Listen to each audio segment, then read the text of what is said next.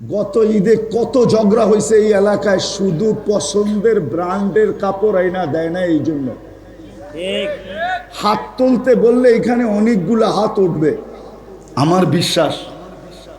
স্ত্রীর সাথে ঝগড়া হয়েছে, শুধু পছন্দের ব্র্যান্ডের কাপড় আইনা দেয় না। এই জন্য মনে হয় ঈদও অনেকজনের মাটি হয়ে গেছে। ঈদও কি ঈদের দিনও একটু ভালো ব্যবহার করে নেয়, ঠিক না? শ্যামাই দিছে মনে হয় চাকর রে যেরম দেয় এরম দিছে, ল খা, ঠিক না? রাগ হয়ে গেলেন? সবচেয়ে বেশি সম্পদ মুসলমানের কাছে, দুনিয়ায় সবচেয়ে বেশি নির্যাতিত আজকে মুসলমান, নিষ্পেষিত মুসলমান, অবহেলিত মুসলমান, দীক্ষিত মুসলমান, ঘৃণিত মুসলমান, লাঞ্ছিত মুসলমান, বঞ্চিত মুসলমান, নিকৃষ্ট মুসলমান, যাকে আল্লাহ সদ ইচ্ছায় মুসলমানের ঘরে পাঠাইছেন। সদ ইচ্ছায় আমরা মুসলমান হিসাবে সদ ইচ্ছায় না, কার ইচ্ছায়? আপনি মুসলমানের ঘরে কার ইচ্ছায়? আবার কিন্তু শব্দগুলা মনে রাখি, তাইলে বুঝে আসবে। বুঝি আর না বুঝি, বুঝে আসুক আর না আসুক, শিক্ষা থাকুক আর না থাকুক,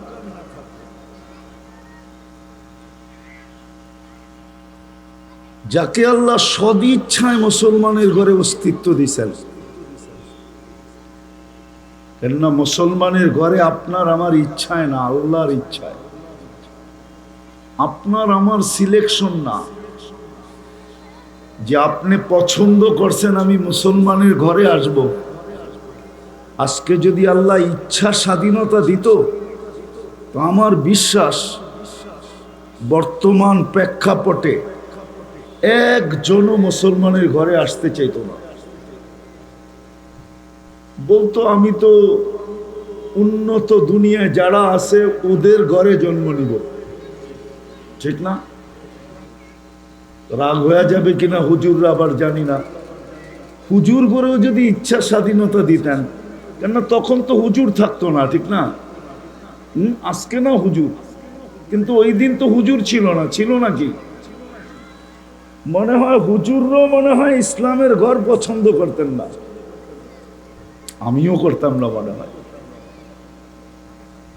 এটা তো আল্লাহর ইচ্ছা, আল্লাহর সিলেকশন, যে আল্লাহ সদ ইচ্ছায় মুসলমানের ঘরে অস্তিত্ব দিয়েছেন।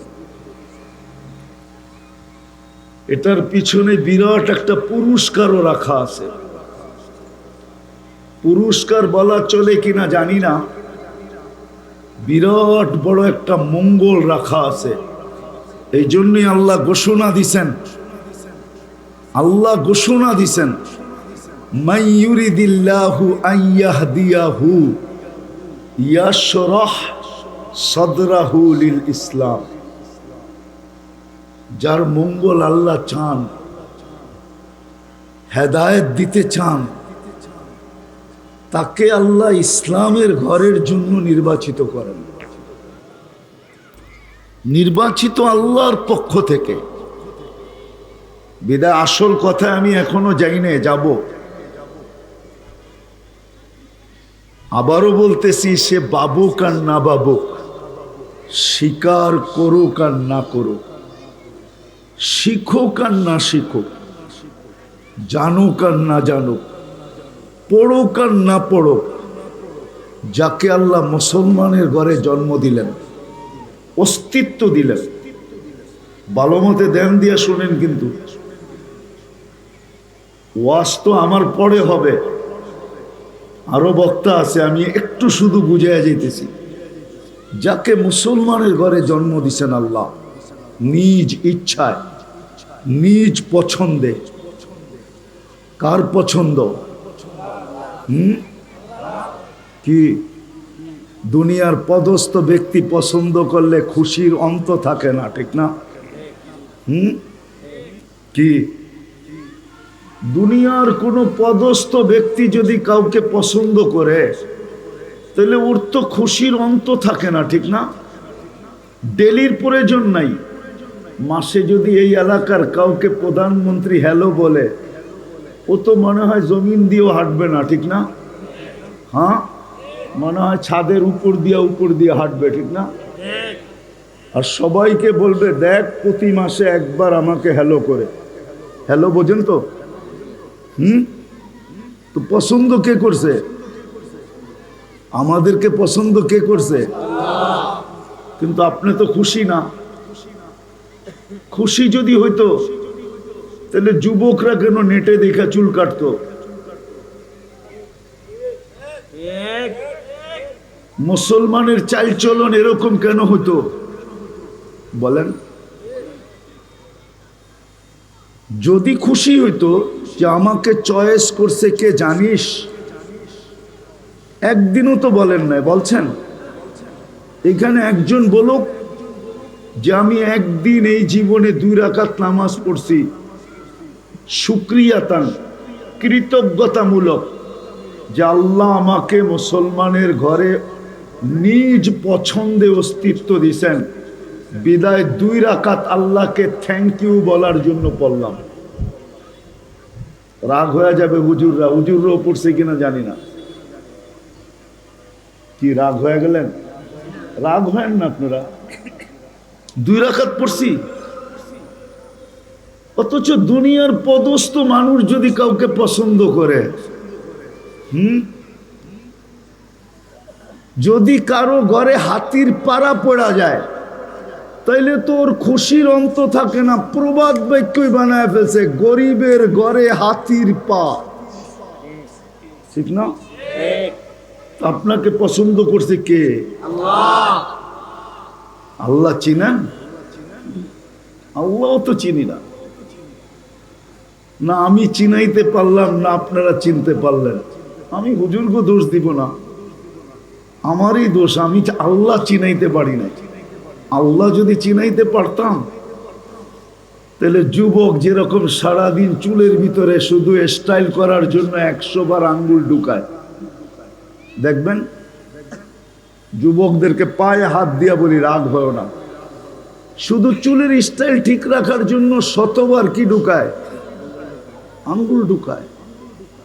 আল্লাহ যদি চিনত তো ডেলি 100 বার আল্লাহ বইলা জপতে থাকতো, বা আল্লাহর 99 নামের অর্থ বারবার দেখতে থাকতো, আর মনে মনে ভাবতে থাকতো আমাকে কে পছন্দ করছে জানিস?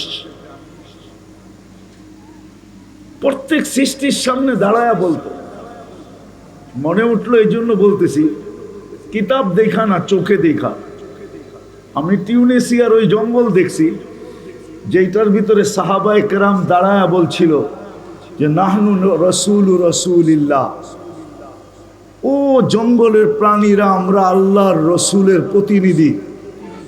সকাল পর্যন্ত এই জঙ্গল খালি করবে, নাইলে সকালে আমরা গণহত্যা করব। জঙ্গল আমাদের প্রয়োজন। তো সমস্ত প্রাণী জঙ্গল ছেড়া দিয়া হায়াতু সাহাবায় আছে, লোকালয়ের দিকে যখন ছুটতে শুরু করছে, তো টিউনিসিয়া এমনি স্বাধীন হয়ে গেছে। ওই জঙ্গল আমি চোখে দেখছি। কিতাবই কথা বলতেছি না, কিতাব তো হুজুরদের কাছে। তো সাহাবা বুঝাইতে চেয়েছিলেন যে আমরা কে, তাহলে আমরাও বুঝাইতে পারতাম। মাটির সামনে দাঁড়ায়া, সব সৃষ্টির সামনে দাঁড়ায়া বলতে পারতাম, চিনিস আমাকে কে পছন্দ করে, কার সাথে আমার ভাও, কার সাথে আমার সম্পর্ক। কিন্তু আজ পর্যন্ত তো জানি, খুশি হইলাম না। হইলে তো 2 রাকাত পড়তাম যে আমাকে কে পছন্দ করছে, কে? নইলে আপনি মুসলমানের ঘরে আসলেন কি করে? পছন্দ না হইলে ইম্পসিবল। পছন্দ যদি আল্লাহ না করে তাহলে মুসলমানের ঘরে আসা যায় না, জন্ম নেওয়া যায় না। আরেকটা বলতেছি, শুধু মুসলমান না, উম্মতে মুহাম্মাদি তো কোনো মতে হওয়াই যায় না। যদি আল্লাহর কুদরতি হাতের ছোঁয়া না লাগলো, আল্লাহর পক্ষ থেকে যদি নির্বাচিত না হইল, সিলেকশন না হইল, তাইলে উম্মতে মুহাম্মদী কোনো মতে হওয়া সম্ভব না। কোরআন বলে হুয়াজতাবাকুম ওয়ামা জাআলা আলাইকুম জাহিদু ফিল্লাহি হাক্কা জিহাদি হুয়াজতাবাকুম ইজতাবাকুম। আল্লাহ বলে আমি তোমাদেরকে চয়েস করছি, কুদরতি হাত দিয়া বাছাই করছি। আমরা বাছাইকৃত, আমরা বাছাইকৃত। সমগ্র মানব জাতির ভিতর থেকে সর্বপ্রথম আমরা বাছাইকৃত। কি আবার তো কেউ তর্ক বিতর্কের দিকে আমারে নেওয়া যায় কিনা জানি না। এখন না এক তর্ক বিতর্ক খুব চলতেছে মিডিয়ার ভিতরে। ওই তর্ক বিতর্কের দিকে আমি যেতে চাইতেছি না। আমি বুঝাইতে চাইতেছি আমরা সমগ্র মানব জাতির ভিতর থেকে বাছাইকৃত উম্মতে মুহাম্মদী হওয়ার জন্য কুদরতি হাত দিয়ে আল্লাহ আমাদেরকে বাছাই করছেন। তারপরে আমাদের মাথায় মুকুট পড়াইছেন, কুনতুম খায়রা উম্মাহ। এটা হলো মুকুট, তাজ। তাজ পড়াইছেন আল্লাহ, পড়াইয়া আমাদেরকে রেখা দিছেন। বলছে নির্বাচিত সবার আগে মুকুট পড়াইলাম সবার আগে, কিন্তু পাঠাবো সবার পরে। পাঠাবো সবার পরে আমাদেরকে রেখা দিছেন। আর সমস্ত নবী রসুলদের মুখে আমাদের আলোচনা ভেড়া দিছেন। মনে হয় বোঝেন নাই? সব নবী রসুলদের মুখে আমাদের আলোচনা কি করছেন? ভেড়া দিছেন।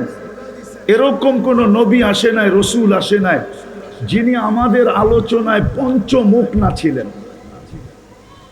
কোরআন বলে মাসালুহুম ফিত তাওরাত ওয়া মাসালুহুম ফিল ইনজিল। আমাদের আলোচনায় তৌরাত ভরা ছিল, ইনজিল ভরা ছিল, জবুর ভরা ছিল, সহিফা ভরা ছিল। প্রত্যেক রসুলের মুখে মুখে ছিল, প্রত্যেক উম্মতের মুখে মুখে ছিল।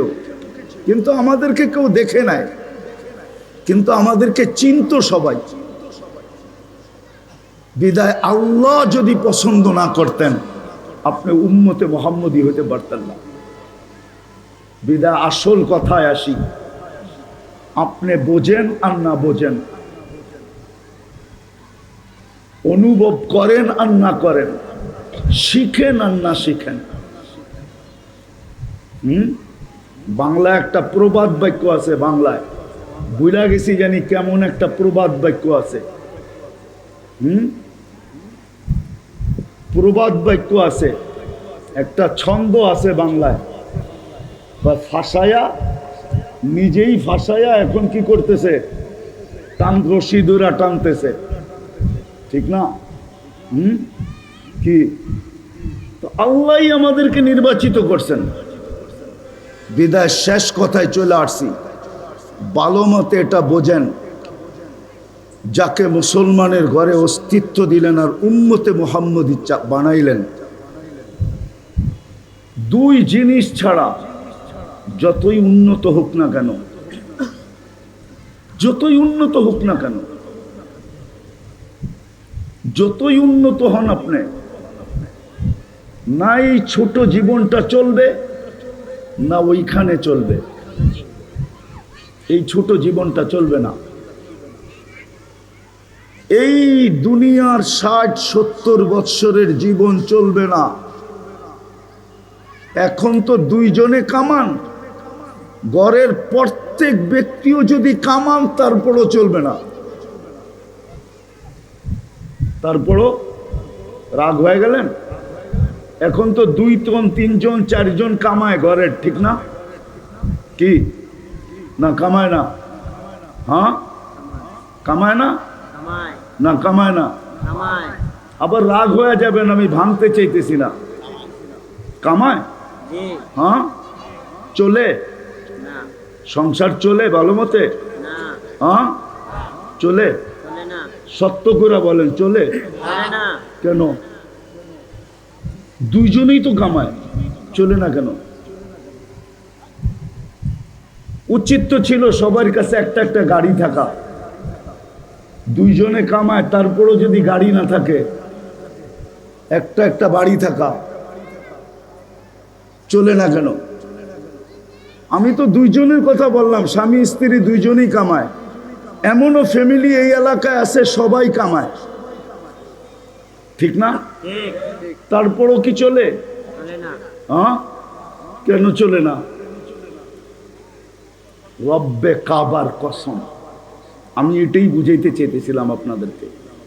যাকে আল্লাহ মুসলমানের ঘরে অস্তিত্ব দিলেন, উম্মতে মুহাম্মদী বানাইলেন নিজ পছন্দে, আল্লাহর পছন্দ, কিন্তু আল্লাহর পছন্দ। হ্যাঁ, অনেক মানুষের পছন্দকে অ্যাবাউট করা যায়, ফিরত দিয়া দেওয়া যায়, কিন্তু কিছু মানুষ দুনিয়াতে থাকে যারা পছন্দ করলে আর কিছু বলা যায় না, ঠিক না? বলা যায়? হ্যাঁ, এরকম নাই সমাজে? বুঝাইতে মনে হয় পারি নাই। কিছু মানুষের পছন্দ আছে, আপনার ঘরে যদি আইসা বলল আমি কিন্তু পছন্দ করলাম, তখন ওইখানে আপনার বলার কিচ্ছু থাকবে না। আপনি বাড়িতে যেয়া বুঝাবেন পছন্দ করে ফেলছে, করার কিচ্ছু নাই। এইখানে না বলা চলবে না, মুখ কালা করা চলবে না। আছে এরকম কিছু? ভাঙ্গা দিব না? বুঝতেছেন? আছে এরকম, আছে।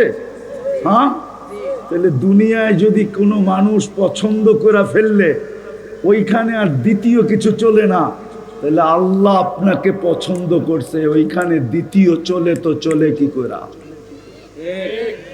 আমাকে বুঝান, আল্লাহর মতো সত্তা পছন্দ করছে, শুধু আল্লাহ তো করে নাই, 99 পদের মালিক করছে, রহমান করছে, রহিম করছে, মালিক করছে, কুদ্দুস করছে, সালাম করছে, মুমিন করছে, মুহাইমিন করছে, আজিজ করছে, জব্বার করছে, মুতাকাব্বিরুল খালিকুল বারিউল মুসাব্বিরুল গফফারুল কহ্হারুল ওয়াহাবুর রাজ্জাকুল ফাত্তাহুল আলিমুল কাবিদুল বাসিতুল খাফিদুর রাফিউল মুইজ্জুল মুদিল্লুস সামিউল বাসিরুল হাকামুল আদলুল লতীফুল খবীরুল হালিমুল আযীমুল গফুরুল শাকুরুল আলিয়ুল কবীরুল হাফিজুল মুকিতুল হাসিবুল জলিলুল করিমুল রকিবুল মুজিবুল ওয়াসি আল হাকিমুল ওয়াদুদুল মজিদুল বাঈসুল শহীদুল হকুল ওয়াকিলুল কবিয়ুল মতিনুল ওয়ালিয়ুল হামিদুল মুসি আল মুবদি আল মুঈদ আল মুহয়ি আল মুমীত আল হাইয়্যু আল কাইয়্যুম আল ওয়াজিদ আল মাজিদ আল ওয়াহিদ আল আহাদ আল সামাদ আল কাদির আল মুক্তাদির আল মুকদ্দম আল মুআখ্খার আল আউয়াল ওয়াল আখির আল যাহির ওয়াল বাতিন الوالي المتوالي التواب المنتقم العفو الرؤوف مالك الملك ذا الجلال والإكرام المقسط والجامع والغني والمغني المانع الضار النافع النور الهادي البديع الباقي الوارث الرشيد الصبور جل جلاله 99 পদের মালিক আল্লাহ আপনাকে পছন্দ করছে। আল্লাহু আকবার। তাইলে আর বিপরীত চলে তো চলে কি কইরা? এই জন্য কথার শেষ জায়গায় চলে আসি, 8টা বাজতে চলছে, আর লম্বা করতে চাইতেছি না। যদি বুঝেন আর না বোঝেন, পাবেন আর না পাবেন, চিন্তা করেন আর না করেন, শিখেন আর না শিখেন, রব্বে কাবার কসম সত্য এই কথা, যাকে আল্লাহ মুসলমান হিসাবে অস্তিত্ব দিলেন, উম্মতে মুহাম্মদী বানাইলেন, আল্লাহর হুকুম ছাড়া ওর জীবন চলবে না, না, না, না, না। আল্লাহর হুকুম ছাড়া জীবন চলবে না। আপনি আর চালায় নিতে চাবেন, চলবে না। আল্লাহর হুকুম ছাড়া চলবে না, নবীর আদর্শ ছাড়া চলবে না। আজকেও প্রমাণ দিতে পারি আমি, দুনিয়ার 70% সম্পদ মুসলমানদের কাছে। আপনি যান নেটের জগতে সার্চ দিয়া দেখেন, গুগলকে জিজ্ঞাসা করে দেখেন, আমার কথা গুগল সত্য বলবে। 70% এই দুনিয়ার সম্পদ মুসলমানদের কাছে, সর্বদিকের সম্পদ। দুনিয়ার 70% সম্পদ মুসলমানের কাছে। দুনিয়ার কোনো বিজাতির ঘরে এত আলমারি নাই, পুরান কাপড় দিয়া ভরা। সারা দুনিয়ায় মুসলমানের ঘরে যত পুরান কাপড় দিয়া আলমারি ভরা আছে, তার 100 ভাগের 1 ভাগও নেই। কারো ঘরে পুরান কাপড়ের আলমারি নেই। ওরা দামি কাপড় পরেই না, ওরা বলে দামি কাপড় পরে গাদা। আর মুসলমান ব্র্যান্ড ছাড়া পরে না। জিজ্ঞাসা করেন গত ঈদে কত ঝগড়া হয়েছে এই এলাকায়, শুধু পছন্দের ব্র্যান্ডের কাপড় আইনা দেয় না। এই জন্য হাত তুলতে বললে এখানে অনেকগুলা হাত উঠবে, আমার বিশ্বাস। স্ত্রীর সাথে ঝগড়া হয়েছে, শুধু পছন্দের ব্র্যান্ডের কাপড় আইনা দেয় না। এই জন্য মনে হয় ঈদও অনেকজনের মাটি হয়ে গেছে। ঈদও কি, ঈদের দিনও একটু ভালো ব্যবহার করে নেয়, ঠিক না? শ্যামাই দিছে, মনে হয় চাকর রে যেরম দেয় এরম দিছে, ল খা, ঠিক না? রাগ হয়ে গেলেন? সবচেয়ে বেশি সম্পদ মুসলমানের কাছে। দুনিয়ায় সবচেয়ে বেশি নির্যাতিত আজকে মুসলমান, নিষ্পেষিত মুসলমান, অবহেলিত মুসলমান, দীক্ষিত মুসলমান, ঘৃণিত মুসলমান, লাঞ্ছিত মুসলমান, বঞ্চিত মুসলমান, নিকৃষ্ট মুসলমান। কেন? সম্পদের তো অভাব নাই, সবচেয়ে বেশি সম্পদ মুসলমানের কাছে। আমি দুনিয়া ঘুরা বলতেছি, এমনি বলতেছি না। খালি 2-4 জনকে দেখা কপাল উপরে করেন না। অনেক সময় 2-4 জনকে দেখা কপাল উপরে করে। দুনিয়ার সবচেয়ে বড় ধনী বিল গেটস,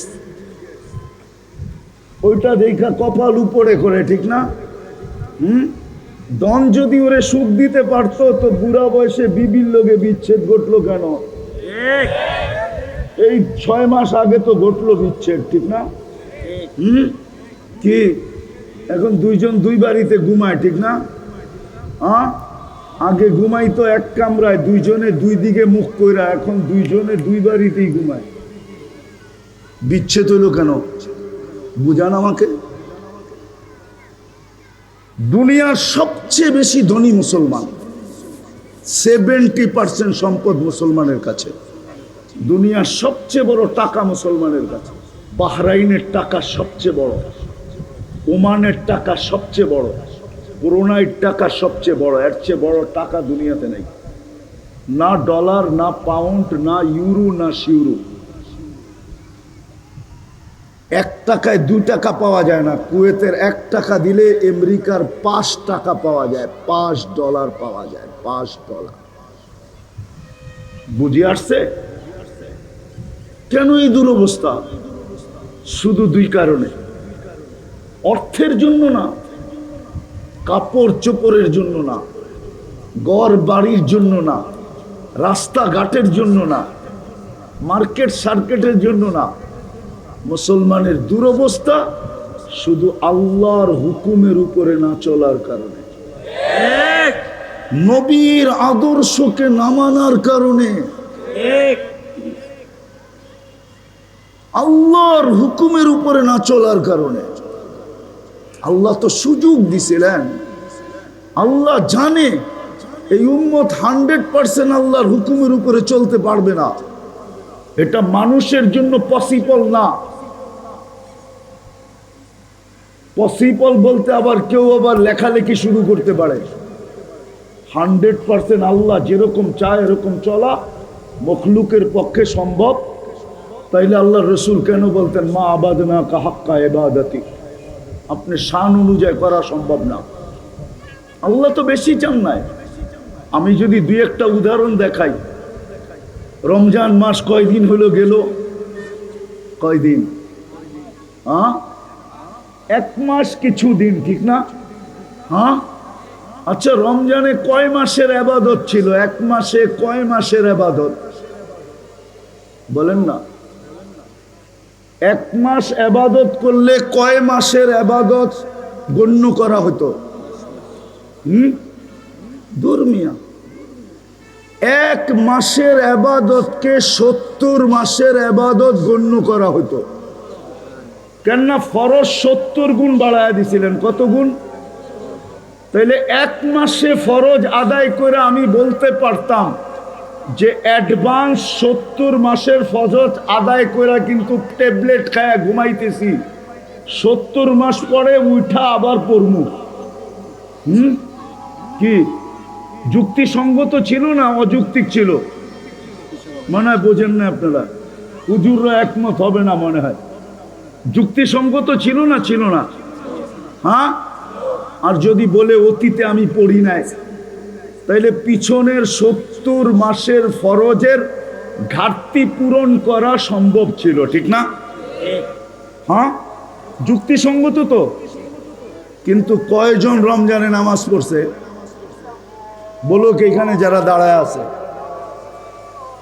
এইখানে যারা দাঁড়ায় আছে এরা বলুক যে কয়জন রমজানে 100 ভাগে 100 ভাগ নামাজ পড়ছে?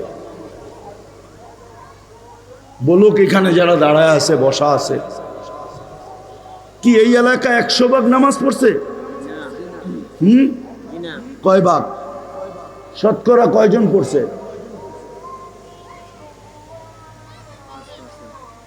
আচ্ছা মাইনা নিলাম 30% পড়ছে, ঠিক না? মাইনা নিলাম, ঠিক না? মানতে অসুবিধা কি? 70% পড়ে নাই। তা আপনি ভালো থাকতে চান কি করে? আপনি ভাবছেন ভালো থাকবেন? কেমনে থাকবেন ভালো বলেন? কেমনে থাকবেন ভালো আমাকে বলেন? 70 ভাগ তো পড়ে নাই। বলবেন যে 30 ভাগ পড়ছে ওরাও তো ভালো নাই। আগেই বলছি আমি, এটা উম্মত, এটা জাতি, মুসলমান জাতি, এটা উম্মতে মুহাম্মাদি। এই দুনিয়ায় ভুগবে সবাই সমানভাবে, এটাই সিদ্ধান্ত। হ্যাঁ, ওই দুনিয়ায় পৃথক হয়ে যাবে 30%, 70% ধরা খাওয়া যাবে। কিন্তু এইখানে 70%-এর জন্য 30%কে বিপদ ভোগ করতে হবে, এটাই সত্য। আমি তো বলি গরম, এটা কম দিছেন, আগুন ফালানোর দরকার ছিল, আগুন। আর লেখা দেওয়া দরকার ছিল চিঠিতে, আগুনের সাথে চিঠি আসা দরকার ছিল যে রমজান মাসে অ্যাডভান্স 70 মাসের ইবাদত করে রাখার সুযোগ ছিল, কিন্তু তোমরা 30% করছো, 70% করো নাই। অতীতের 70 মাসের ফরজের ঘাটতি পূরণ করার সুযোগ দিছিলাম আমি, কিন্তু তোমরা কর্ণপাত করো না। আমি আগুন দিব না তো দিব কি? এই চিঠি লেখা দেওয়া দরকার ছিল। গরম আর এই দুর্দশা এর চেয়ে বেশি কিছু অপেক্ষা করতেছে। বিদায় শেষ জায়গায় চলে আসছি। আসেন আমার কথা বোঝেন। আমি আপনাদের পায়ে হাত দিয়া বলতেছি, আপনি মুসলমানের ঘরে জন্ম নিয়েছেন, উম্মতে মুহাম্মদী হিসাবে নির্বাচিত হয়েছেন, মুসলমানের ঘরে অস্তিত্ব দিছে আল্লাহ, উম্মতে মুহাম্মদী হিসাবে নির্বাচিত করছে। দুই জিনিস ছাড়া আপনার জন্য কোনো গতি নাই। যেমন আমি উদাহরণ দিয়া বুঝাইলাম, কিছু মানুষ যদি পছন্দ করে ফেলে তখন আর কোনো গতি থাকে না, আর কোনো গতি, আর কোনো আর কোনো আমি ইঙ্গিত দিয়া বুঝাইতেছি। কেউ যদি আইসা বললো এটা আমার লাগবো, রাইখা দে, আমি লোক পাঠাইতেছি, আপনার ভিতরটা ফাইটা যাবে হয়তো, চেহারাটা মলিন হবে হয়তো, আপনি কর্মচারীকে বলবেন কোনো গতি নাই। এটা দিয়া যদি খুশি থাকে নিয়া তাইলে তো ভালো, আর যদি খুশি দিলে না দিলাম তাইলে বড় একটা লিস্টি আইতে পারে আমার কাছে, ওই সময় বড় লিস্টিটা দিতে হবে। মনে হয় বোঝেন নাই? হ্যাঁ, তাহলে দুনিয়ার কেউ পছন্দ করলে যদি গতি না থাকে, আপনাকে মুসলমানের ঘরে কে পছন্দ করছে? 99 পদের মালিক আল্লাহ। উম্মতে মুহাম্মদী হিসাবে কে পছন্দ করছে?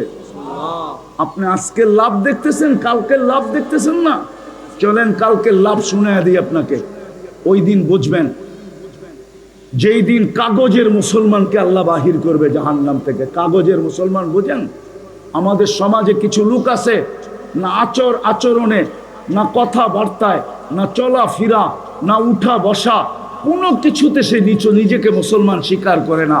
কিন্তু কোথাও যদি সরকারি কাগজে ধর্ম লিখতে হয়, তাহলে সে চুপে লেখা দিয়ে আসে আই এম মুসলিম। ওকে যেই দিন দুজক থেকে আল্লাহ বাহির করবে, ওকে যেদিন, ওই দিন সারা দুনিয়ার কাফের চিৎকার দিবে, ইয়াউমা ইয়াউদ্দুল্লাযীনা কাফারু লাউ কানু মুসলিমিন। ওই দিন কাফের জগৎ চিৎকার দিবে, আমরা যদি এরকম কাগজের মুসলমান হইতাম, তাইলে তো আজকে আমাদেরও বাহির হওয়ার সুযোগ হতো। কেননা অনলাইনের যুগ। আপনি চুপে লেখা আসলে কি হবে? কাফের জগৎ অনলাইনে জেনা ফেলছে আপনি মুসলমান। দুযোগে যখন দেখা হবে তো ওরা চিৎকার দিয়া বলবে, কিরে তুই না অনলাইনে লেখা আসলি মুসলমান, তো তুই আমাদের সাথে কেন? তোর তো জান্নাতে যাওয়ার কথা, তুই আমাদের সাথে কেন? একটু টিটকারি করতে দেরি, আল্লাহর রহমতে জোশ আসতে দেরি হবে না। আল্লাহ বলবে, জিবরিল এদেরকে বাহির করো। যখন বাহির করবে তো সারা দুনিয়ার কাফের চিৎকার দিবে, ইয়াউমা ইয়াউদ্দুল্লাযীনা কাফারু লাউ কানু মুসলিমিন। হায়, আমরা যদি ওদের মতো অনলাইন মুসলিম হইতাম, তাইলে আজকে আমাদের বাহির হওয়ার সুযোগ হতো। ওই দিন বুঝে আসবে। বিদায় পায়ে হাত দিয়া বলতেছি, দুই জিনিস ছাড়া আপনার চলবে না। একটা হলো আল্লাহর হুকুম, দ্বিতীয় হলো নবীর আদর্শ। আমি শেষ কথা বলতেছি, হুকুমের ভিতরে যদি একটাও করতে পারেন তাইলেও মনে হয় পার হয়ে যাওয়া যাবে। একটা, আজকে যদি মুসলমান 100 ভাগে 100 ভাগ, নারী হোক আর পুরুষ হোক, কি করেন আর না করেন আমার এটা বিষয় না, যদি একজন অঙ্গীকার করলো যে আজকের থেকে আমি নামাজ কোনো দিন ছাড়ব না, না না না না, পারবেন? ওয়াদা? পাক্কা? হ্যাঁ, যদি এতটুক আজকে মুসলমান কইরা দেখাইতে পারে নামাজ, আমি আপনাদেরকে লেখা দিতে পারি কসম খায়া, আজকে যদি 100% মুসলমান 5 ওয়াক্ত নামাজ পড়ে আল্লাহকে দেখাইতে পারে, তাহলে কালকে সকালে সূর্যের রং ভিন্ন হবে, দুনিয়ার পটভূমি রাত পরিবর্তন হবে, মুসলমানদের বিজয়ের পালা শুরু হবে। আমি উলামাদেরকে বলতেছি, আপনাদেরকে না, ইচ্ছা করলে আমার থেকে নাম্বার নিতে পারে। 89-তে সর্বপ্রথম আমি বিদেশ সফর করছি, দুবাই আর সৌদি আরব আমার সফর চলতেছিল, তাবলিগি সফর। ওই সময় আমার সাথে পরিচিত, আজও পরিচয় আছে, ফিলিস্তিনের এক আলেম, বড় বিজ্ঞ আলেম, অনেক কিতাব লেখছেন সে, তার নাম হলো ইয়াসের শাবান। সে থাকে লুদে, যেখানে ঈসা আলাইহিস সালাম দাজ্জালকে কতল করবে। তো সে 89-তে আমাকে বলতেছিল, সফরকালীন প্রথম পরিচয়ে, যে আমার প্রতিবেশী এক ইহুদি আলেম আমাকে জিজ্ঞাসা করছে যে তোমাদের জুমায় আর ফজরে মুসল্লি কিরকম হয়। তা আমি তর্কে না জড়ায় আমি তাকে বলে দিছি যে জুমার তুলনায় ফজরে আমাদের কোনো মুসল্লি হয় না। সত্য তো? হয় না জুমার তুলনায় না। তো সে বলছে তাইলে আমরা নিরাপদ। তো আমি তাকে জিজ্ঞাসা করছি এটার অর্থ কি? বলছে আমাদের কিতাবে লেখা আছে যেই দিন মুসলমানদের জুমার জামাত আর ফজরের জামাত সমান হবে, ওই দিন থেকে মুসলমানদের বিজয়ের পালা শুরু হবে। এর আগে যতই চিৎকার দেখ, বিজয়ের পালা শুরু হবে না, না না না না। আমরা যদিও আমাদের কোরআনের কথা না মানি, ওরা কিন্তু ওদের কিতাবের কথা অক্ষরে অক্ষরে মানে। ওরা এটা বিশ্বাস করে, কিন্তু আমরা বিশ্বাস করি না। এই জন্য আজকে যদি প্রত্যেক মুসলমান, বিশেষ করে এইখানে যারা দাঁড়ায় আছি, এই মজলিসে আছি, পায়ে হাত দিয়া বলবো, নিজেও পড়েন, গরালাদেরকেও বলেন, পড়া দেখেন, পড়া দেখেন, মনের থেকে একাগ্র চিত্তে পড়া দেখেন নামাজে কি রাখা আছে। এই জন্যই বললাম, আল্লাহর একটা হুকুমও যদি আজকে মুসলমান 100 ভাগে 100 ভাগ পালন করে, শুধু 5 ওয়াক্ত নামাজ, পারবেন? ইনশাআল্লাহ হ্যাঁ। ইনশাআল্লাহ। আর নবীর আদর্শকে যদি নিজের আদর্শ বানায়, যদি জিজ্ঞাসা করেন কয়টা বানাইতে হবে, তো এক হাদিস দিতেছি, 10% এই জমানায় মানলেও চলবে। কত কত কত? 10%। লাউ উমিলা উশরা মা উনজিলা বিলা নাজা, 10%। যদি বলবেন এটাও কষ্ট হয়ে যায়, তো আল্লাহর রসুল আমাদের জন্য সহজ করছেন, মান তামাসসাকা বিসুন্নতি ইনদা ফাসাদি উম্মতি। এক সময় আসবে, একটা সুন্নতকেও যদি ঈমানের সাথে সঙ্গী বানাও, সঙ্গী আদর্শকে সঙ্গী বানাও, তাহলে এক সুন্নতের বিপরীতে তোমাকে 100 শহীদের মালা পরানো হবে। সুবহানাল্লাহ। বিদায় আমার পর্যালোচনায় আল্লাহর রসুলের আদর্শের ভিতর থেকে সবচেয়ে বড় আদর্শ যেটা, একটা আদর্শ সবচেয়ে বড়, যেটা দুনিয়াতে আসার সাথে সাথে সেজদার মাধ্যমে আমাদেরকে মেসেজ দিছেন, আর যাওয়ার সময় যেদিন চলে যেতেছিলেন ওই সময় মুখে চিৎকার ছিল আসসালা আসসালা। আর যেটা নিজে সব সময় বলতেন, আরিহনি ইয়া বেলাল, বেলাল আমার চোখে শীতলতা কর, মুখে শীতল করো, আমার দিলকে শীতল করো। ওই সুন্নতার আদর্শ হলো 5 ওয়াক্ত নামাজ। তাইলে 1 তীর 2 মোজেন নাই মনে হয়, 1 তীর 2 শিকার। গুরমিয়া প্রবাদ বাক্য জানেন না, 1 তীর 2 শিকার। আল্লাহর হুকুমও পুরা হইলো, নবীর আদর্শ পুরা হইলো। তীর কয়টা? একটা। কি কি নামাজ। কি নামাজ পড়বেন ইনশাআল্লাহ। ওয়াদা? ওয়াদা। পাক্কা? পাক্কা যে কোনো অবস্থায় আর ছাড়বো না। ইনশাআল্লাহ। আল্লাহ কবুল করুক, আমিন। নামান। আর একটা কথাই শেষ, দ্বিতীয় আরেকটা জিনিস, যদি আমার সম্পর্ক হক্কানি আলেম ওলামা আল্লাহ ওয়ালাদের সাথে হয়, তাইলে এর চেয়ে বড় কোনো সৌভাগ্য আর হবে না। কার সাথে? হক্কানি আলেম ওলামা আল্লাহ ওয়ালাদের সাথে যদি আমার কি হয়? সম্পর্ক হয়। কি হয়? সম্পর্ক। এর চেয়ে বড় সৌভাগ্য কিছু হবে না। করবেন এদের সাথে সম্পর্ক?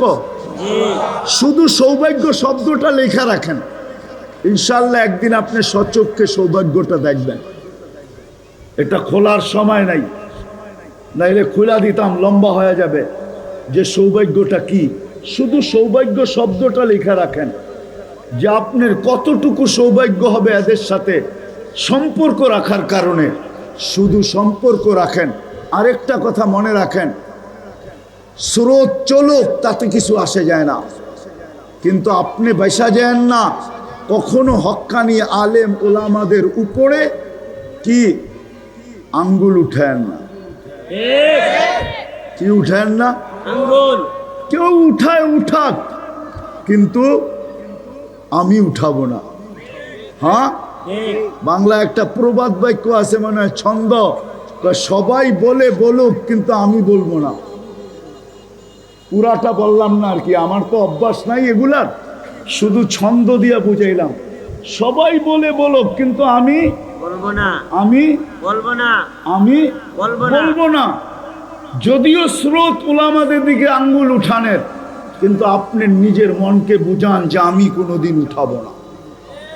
কেননা আমি সৌভাগ্যকে হাতছাড়া করতে চাই না। কি? সৌভাগ্যকে হাতছাড়া করতে চাই না। এই জন্য সবার কাছে দরখাস্ত, হক্কানি আলেম ওলামা আল্লাহ ওয়ালাদের সাথে চলবো ইনশাআল্লাহ। পাক্কা।